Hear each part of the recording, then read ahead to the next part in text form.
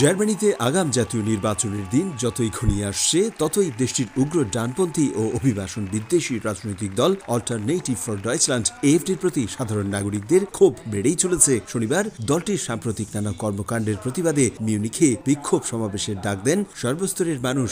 এছাড়া এদিন দেশটির ব্রেমেন, লাইপজিগ, হ্যানোভার ও ভুপাটাল সহ বেশ কয়েকটি শহরে হাজারো মানুষ বিক্ষোভ প্রদর্শন করেন।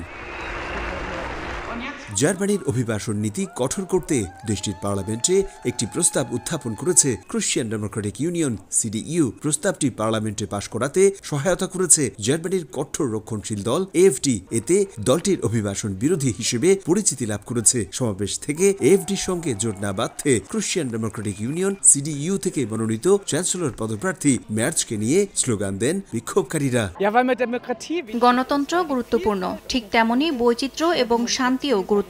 আর গণতন্ত্র কেবল তখনই কার্যকর হয় যখন সবাই এতে অংশ নেয়। তবে ডানপন্থীরা নয়, তাদের দিয়ে গণতন্ত্র চলে না। আমরা বৈচিত্র্যের পক্ষে, সকলের অংশগ্রহণের পক্ষে। আমি একমত যে ইউরোপের গণতন্ত্র কঠিন সময় পার করছে। আমাদের রুশ বন্ধুদের মতে ইউরোপের রাজনৈতিক অবস্থান অনেক বেশি ডানপন্থী হয়ে পড়েছে। আমাদের নিশ্চিত করতে হবে যে আমরা আমাদের গণতান্ত্রিক মূল্যবোধ রক্ষা করছি। স্থানীয় আইন শৃঙ্খলা বাহিনী জানায়, গণতন্ত্র রক্ষা ও এএফডি বিরোধী সমাবেশে প্রায় 2.5 লাখ মানুষ অংশ নেন। জার্মানি থেকে বিটু বড়ুয়া, সময় সংবাদ।